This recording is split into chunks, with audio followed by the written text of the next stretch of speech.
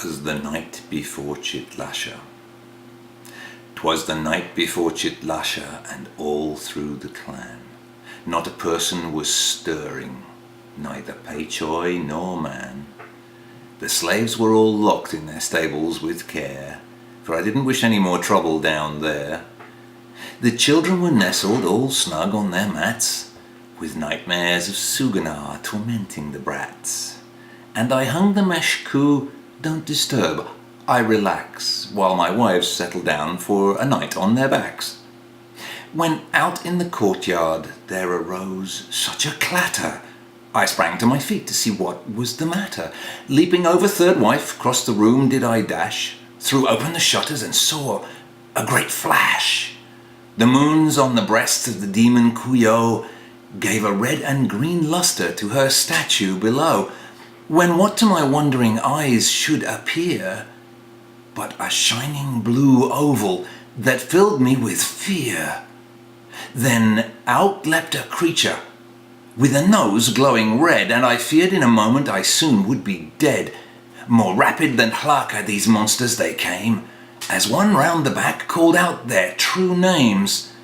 Now Dasher, now Dancer, now Prancer and Vixen, on Comet, on Cupid, on Donner and Blitzen. To the top of the porch, to the top of the wall, now dash away, dash away, dash away all. As leaves before a wild hurricane fly when they meet with an obstacle, mount to the sky, so up to the rooftop the first creature flew, with 8 more behind it, and a palanquin too. And then in a twinkling I heard on the roof the prancing and pawing of each demon hoof. As I entered the room and was looking around, down the chimney a humanoid came with a bound. He was dressed all in fur from his head to his foot, and his clothes were all tarnished with ashes and soot. From the brick fireplace that appeared at his back, he withdrew an enormous red tarpaulin sack. His eyes, how they twinkled, his dimples, how merry. His cheeks were like roses, his nose like a berry. His droll little mouth was drawn up like a bow, and my wives and I feared there was nowhere to go. The stump of a pipe he held tight in his teeth, and the smoke seemed to come from burning a leaf.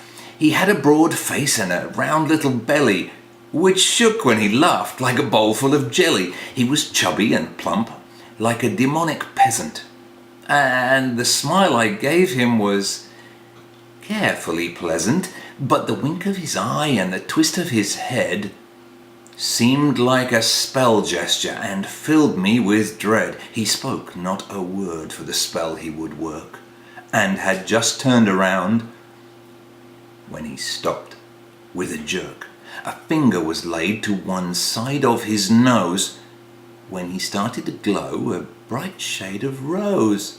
Third wife's ruby eye also captured the sleigh. You can see them in Bay Sue where they're on display. A priest closed the nexus with a ritual spell, but I left the brick fireplace. Why not? It works well. I rewarded third wife with Thesson and gold, and named her first wife, though just 16 years old.